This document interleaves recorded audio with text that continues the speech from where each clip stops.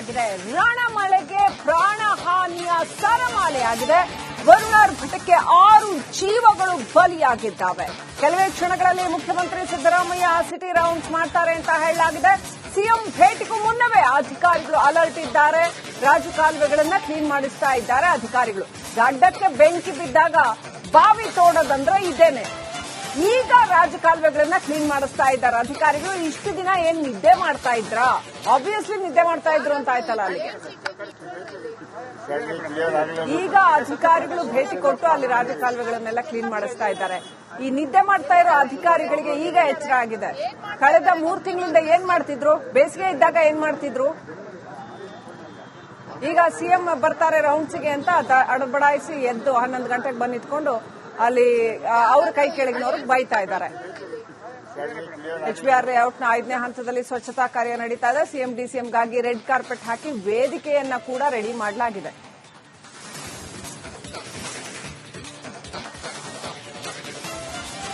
ನೋಡಿ, ಇಲ್ಲಿ ಸ್ಟೇಜ್ ತಂದು ಹಾಕ್ತಾ ಇದ್ದಾರೆ. ಏನ್ ಯಾವ ಭಾಷೆನಲ್ಲಿ ಬೈಬೇಕು ಅಂತ ಗೊತ್ತಾಗಲ್ಲ ಇವ್ರಿಗೆ. ಇಲ್ಲೂ ಕೂಡ ಪ್ರಚಾರ, ಇಲ್ಲೂ ಭಾಷಣ.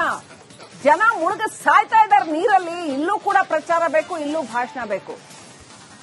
ನೋಡಿ ದೃಶ್ಯಗಳು ನೋಡಿ. ಸ್ಟೇಜ್, ನೀವು ಈ ಸ್ಟೇಜ್ಗೆ ಹಾಕೋ ದುಡ್ಡನ್ನ ಮುಳುಗಿರೋ ಮನೆ ಕ್ಲೀನ್ ಮಾಡ್ಸಕ್ ಹಾಕಿದ್ರೆ ಎಷ್ಟೋ ಜನಕ್ಕೆ ಅನುಕೂಲ ಆಗಿರೋದು.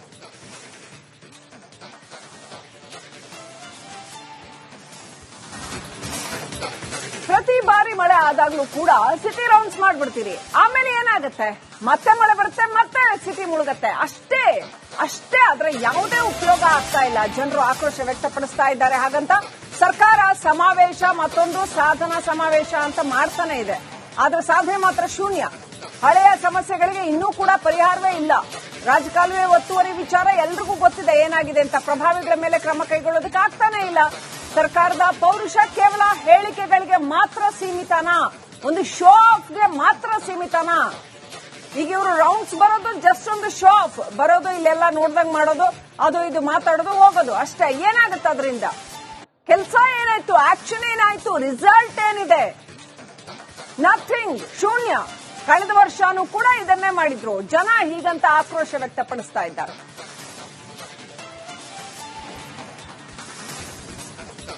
ರೈಟ್, ಇನ್ನಷ್ಟು ಅಪ್ಡೇಟ್ ಪಡ್ಕೋಣ. ಈ ಸ್ಥಳದಿಂದ ನಮ್ಮ ಪ್ರತಿನಿಧಿ ಮುತ್ತಪ್ಪ ಲೈವ್ ಕನೆಕ್ಟ್ ಆಗಿದ್ದಾರೆ. ಮುತ್ತಪ್ಪ, ಸ್ಟೇಜ್ ಎಲ್ಲ ತಂದು ಹಾಕಿ ರೆಡಿ ಮಾಡ್ಕೊಂಡು ಮಾಡಕ್ಕೆ ಇವ್ರಿಗೆ ನಿದ್ದೆಯಿಂದ ಎಚ್ಚರ ಆಗುತ್ತೆ. ಜನಗಳು ಮನೆ ಮುಳುಗ್ತಾ ಇದ್ರೆ ಇವ್ರಿಗೆ ಎಚ್ಚರ ಆಗಲ್ಲ ಅಲ್ಲ? ಮೊನ್ನೆ ಇಡೀ ದಿನ ಬೆಳಗ್ಗೆ 5 ಗಂಟೆಗೆ ಜನಗಳ ಮನೆ ಮುಳುಗ್ತಾ ಇತ್ತು ಈ ಜಾಗದಲ್ಲಿ. ರಾಜಕಾಲುವೆ ಉಕ್ಕೆ ಹರಿತಾ ಇತ್ತು. ಸಂಜೆವರೆಗೂ ಯಾರು ಬರಲಿಲ್ಲ ಅಲ್ಲಿ. ಇವತ್ತು ಸಿಎಂ ಬರ್ತಾರೆ ಅಂತ ಸ್ಟೇಜ್ ಹಾಕ್ತಾ ಇದ್ದಾರೆ. ಮುತ್ತಪ್ಪ, ಜನಗಳ ಆಕ್ರೋಶ ಯಾವ ರೀತಿನಲ್ಲಿದೆ? ಜನ ಏನ್ ಹೇಳ್ತಾ ಇದ್ದಾರೆ ಅಲ್ಲಿ?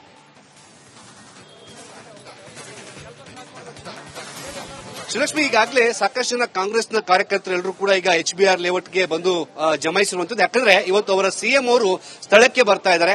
ಹೀಗಾಗಿ ಇಲ್ಲಿರುವಂತಹ BBMP ಅಧಿಕಾರಿಗಳು ಎಂತ ಬಂಡ ಅಧಿಕಾರಿಗಳು ಅಂತಂದ್ರೆ, ಇಲ್ಲಿರುವಂತಹ ಪ್ರವಾಹ ಪೀಡಿತ ಪ್ರದೇಶಕ್ಕೆ ಬರುವಂತಹ ಸಿಎಂಗೆ ರೆಡ್ ಕಾರ್ಪೆಟ್ ಹಾಕಿಬಿಟ್ಟು ವೆಲ್ಕಮ್ ಮಾಡೋದಕ್ಕೆ ಒಂದು ವೇದಿಕೆಯನ್ನು ಕೂಡ ಸಜ್ಜು ಮಾಡಿರುವಂತದ್ದು. ಜನರ ಏನು ನೋವನ್ನ ಕೇಳೋಕೆ ಬರುವಂತಹ ಮುಖ್ಯಮಂತ್ರಿಗಳು ಏನು ಅಲ್ಲಿ ಅವ್ರ ಮನೆ ಬಗಳಿಗೆ ಭೇಟಿ ಕೊಡಬೇಕಿತ್ತು. ಆದ್ರೆ ಇಲ್ಲಿ ರೆಡ್ ಕಾರ್ಪೆಟ್ ಹಾಕಿ ಆರಾಮಾಗಿ ನಿಂತ್ಕೊಂಡು ಹೋಗ್ಲಿ ಅಂತ ಹೇಳ್ಬಿಟ್ಟು ರಸ್ತೆ ಮೇಲ್ಭಾಗದಲ್ಲಿ ಒಂದು ವೇದಿಕೆಯನ್ನು ಕೂಡ ರೆಡಿ ಮಾಡಿದ್ದಾರೆ.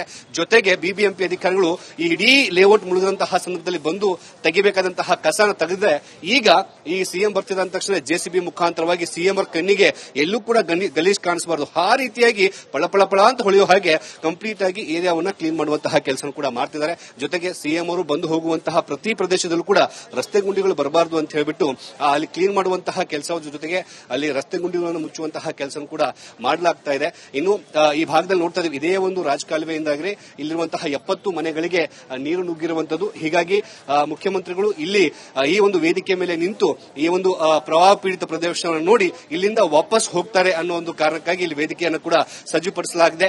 ಇದು ಮುಖ್ಯಮಂತ್ರಿಗಳು ಬಂದು ನಿಂತುಕೊಂಡು ನೋಡುವಂತಹ ಪ್ರವಾಹ ಪೀಡಿತ ಪ್ರದೇಶಗಳಿಗೆ ವಿಸಿಟ್ ಕೊಡುವಂತಹ ಒಂದು ಸ್ಥಳ.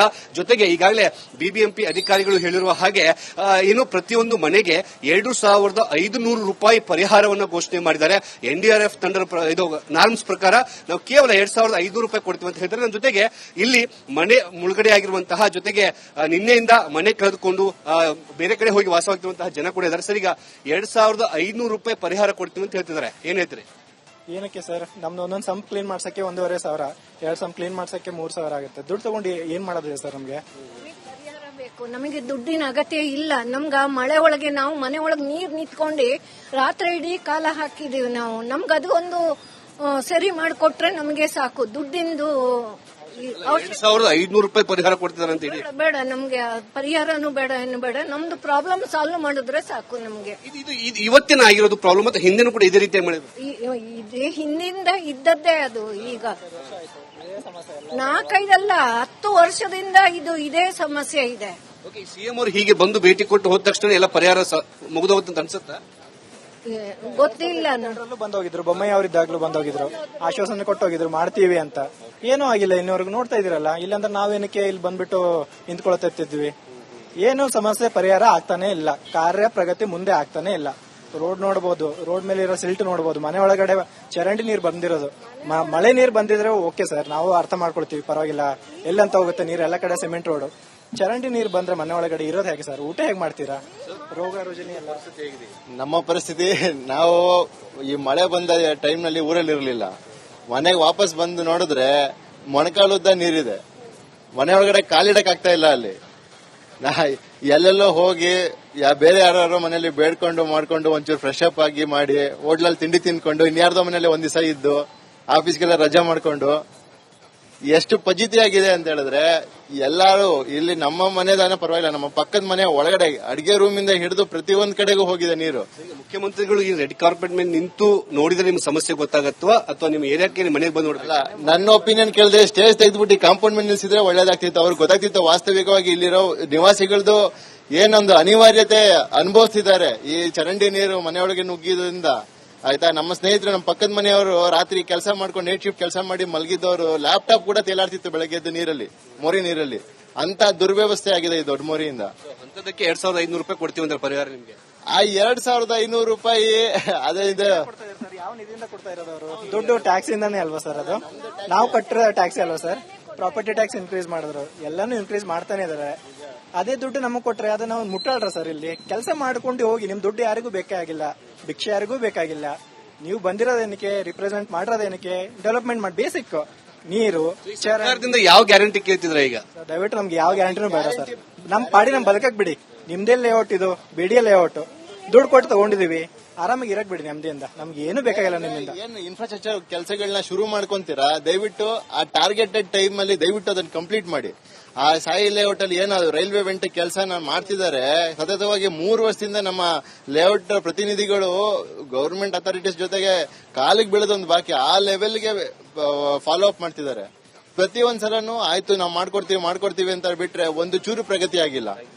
ಸೊ ಈಗಾಗಲೇ ಶ್ರೀಲಕ್ಷ್ಮಿ ಹೇಳ್ತಿದ್ದಾರೆ, ನಿಮ್ಮ ಪರಿಹಾರ ಬೇಡ, ಆದ್ರೆ ಶಾಶ್ವತವಾದಂತಹ ಒಂದು ಪರಿಹಾರ ಏನಂದ್ರೆ ಈ ನೀರು ಮನೆ ಒಳಗೆ ನುಗ್ದಿರೋ ಹಾಗೆ ಮಾಡಿ ಅಂತ ಮಾತನ್ನು ಕೂಡ ಹೇಳ್ತಿದ್ದಾರೆ. ಸದ್ಯಕ್ಕೆ ಸಿಎಂ ಬರೋದಕ್ಕೆ ಬೇಕಾದಂತಹ ವೇದಿಕೆ ಸಜ್ಜಾಗಿದೆ.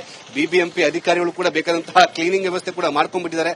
ಮುಖ್ಯಮಂತ್ರಿ ಕಣ್ಣಿಗೆ ಎಲ್ಲೂ ಕೂಡ ಗಲೀಜ್ ಕಾಣಬಾರ್ದು ಅಂತ ಹೇಳ್ಬಿಟ್ಟು ಮುಖ್ಯಮಂತ್ರಿಗಳು ಇಲ್ಲಿ ಬಂದು ಈ ವೇದಿಕೆ ಮೇಲೆ ನಿಂತು ಈ ರಾಜಕೀಯವೇ ನೋಡಿಕೊಂಡು ವಾಪಸ್ ಹೋಗುವಂತಹ ಒಂದು ಸಾಧ್ಯತೆ ಹೆಚ್ಚಾಗಿದೆ. ಹೀಗಾಗಿ ಸ್ಥಳೀಯರು ಹೇಳುವ ಹಾಗೆ ಸಿಎಂ ಅವರು ಇಲ್ಲಿ ನಿಂತ್ಕೊಂಡ್ರೆ ಸಮಸ್ಯೆ ಗೊತ್ತಾಗಲ್ಲ, ಎಲ್ಲಿ ನೀರು ನುಗ್ಗಿದೆಯೋ ಆ ಮನೆಗಳಿಗೆ ಭೇಟಿ ಕೊಡ್ಲಿ ಅನ್ನೋ ಮಾತನ್ನು ಕೂಡ ಹೇಳ್ತಿರುವಂತದ್ದು ಶ್ರೀಲಕ್ಷ್ಮಿ. ಮುತ್ತಪ್ಪ, ನೀವು ಅಲ್ಲಿ ಗಿವ್ ಯು 1 ನಿಮಿಷ ಟೈಮ್ ಕೊಡ್ತೀನಿ. ನೀವು ಅಲ್ಲಿ ಒಂದಷ್ಟು ಜನರನ್ನ, ಸ್ಥಳೀಯರನ್ನ, ನಿಜವಾಗ್ಲೂ ತೊಂದರೆಗೊಳಗಾದವ್ರನ್ನ ಒಟ್ಟಾಕೊಂಡು ಕೇಳಿ ಅಲ್ಲಿ ಏನಾಗ್ತಿದೆ. ಇವ್ರು 2,500 ರೂಪಾಯಿ ಭಿಕ್ಷೆ ಸಾಕ? ಏನ್ ಪರಿಸ್ಥಿತಿ? ರೆಡ್ ಕಾರ್ಪೆಟ್ ಹಾಕೊಂಡು ಇಲ್ಲಿ ಏನ್ ಫ್ಯಾಷನ್ ಶೋ ಮಾಡಕ್ ಬಂದಿದಾರಾ, ಶೋ ಆಫ್ ಮಾಡಕ್ ಬರ್ತಿದಾರಾ? ಅಲ್ಲಿ ಜನರನ್ನ ಕೇಳಿ ನೀವು ಮುತ್ತಪ್ಪ. ಅಲ್ಲಿ come back to you again. So ನೋಡಿ ವೀಕ್ಷಕರೇ, ಇಲ್ಲಿ ಮುಖ್ಯಮಂತ್ರಿಗಳು ಬರೋದಕ್ಕೆ ಅಲ್ಲೇನು ರೆಡ್ ಕಾರ್ಪೆಟ್, ಅಲ್ಲೇನು ಫ್ಯಾಷನ್ ಶೋ ನಡೆಯುತ್ತಾ? ಅಲ್ಲಿ ಜನಗಳ ಬದುಕು ಮುಳುಗೋಗಿದೆ. ಮನೆಗಳಲ್ಲಿ ಲ್ಯಾಪ್ಟಾಪ್ ತೇಲ್ತಾ ಇದ್ವು, ಅಷ್ಟರ ಮಟ್ಟಿಗೆ ನೀರು ತುಂಬಿದೆ. ಈಗ ನೀರು ತುಂಬಿ ಮುಖ್ಯಮಂತ್ರಿಗಳು ಬರ್ತಾರೆ ಅಂತ ಅಲ್ಲಿ ರೆಡ್ ಕಾರ್ಪೆಟ್ ಹಾಸ್ತಾರಂತೆ. ಏನ್ ವ್ಯತ್ಯಾಸ ಮುಖ್ಯಮಂತ್ರಿಗಳಿಗೂ ಜನಸಾಮಾನ್ಯರಿಗೂ? ಜನಸಾಮಾನ್ಯರ ಪ್ರತಿನಿಧಿ ಅಷ್ಟೇ ಮುಖ್ಯಮಂತ್ರಿಗಳು ಅಂತಂದ್ರೆ, ಅವ್ರಿಗೆ ರೆಡ್ ಕಾರ್ಪೆಟ್ ಹಾಕಿ ನೀವೇನ್ ಅಣಕ ಮಾಡ್ತಾ ಇದ್ರ ಜನಗಳ ಕಷ್ಟನ? ಜನಗಳ ಕಷ್ಟವನ್ನ ಹೆಂಗ್ ಅಣಕ ಮಾಡ್ತಾ ಇದ್ದಾರೆ ನೋಡಿ ಇವರು. ಜನಗಳ ಕಷ್ಟಪಟ್ಟ ಸಾಯ್ತಾ ಇದ್ರೆ ಇಲ್ಲಿ ರೆಡ್ ಕಾರ್ಪೆಟ್ ಹಾಕಿ ವೆಲ್ಕಮ್ ಮಾಡ್ತಾ ಇದ್ದಾರೆ. ನಾಚಿಕೆಗೇಡು.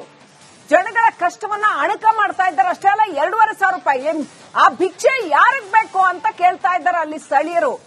ಒಂದು ಸಂಪ್ ಕ್ಲೀನ್ ಮಾಡಕ್ಕೆ 1,500 ರೂಪಾಯಿ ಆಗುತ್ತೆ. ಅಲ್ಲಿ ಜನರನ್ನ ಕರೆಸಿ ಮನೆ ಕ್ಲೀನ್ ಮಾಡ್ಸಕ್ಕೇನೆ 2,000 ರೂಪಾಯಿ ಆಗುತ್ತೆ. ಇವ್ರು 2,500 ರೂಪಾಯಿ ಭಿಕ್ಷೆ ಯಾರಿಗ್ ಬೇಕು ಅಂತ ಕೇಳ್ತಾ ಇದ್ದಾರೆ. ಮಾಡೋ ಕೆಲಸ ನೆಟ್ಟಿಗೆ ಮಾಡಿ ನೀವು, ನಿಮ್ಗೆ ಯಾವ ಗ್ಯಾರಂಟಿನೂ ಬೇಡ ಅಂತ ಜನ ಹಿಡಿ ಶಾಪ ಹಾಕ್ತಾ ಇದ್ದಾರೆ.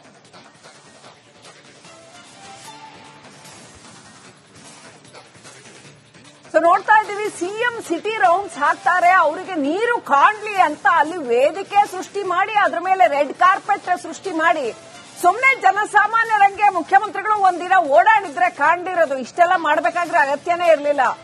ಜನಸಾಮಾನ್ಯರ ರೀತಿನಲ್ಲಿ ಒಂದೊಂದು ಏರಿಯಾ ಒಂದೊಂದು ದಿನ 10 ನಿಮಿಷ ಓಡಾಡಿದ್ರು ಸಾಕಿತ್ತು. ಏನಾಗಿದೆ ಪರಿಸ್ಥಿತಿ ಅನ್ನೋದು ಗೊತ್ತಾಗ್ತಾ ಇತ್ತು. ಹೌ ಶೇಮ್, ಎಂಥ ನಾಚಿಕೆಗೇಡಿನ ವಿಚಾರ.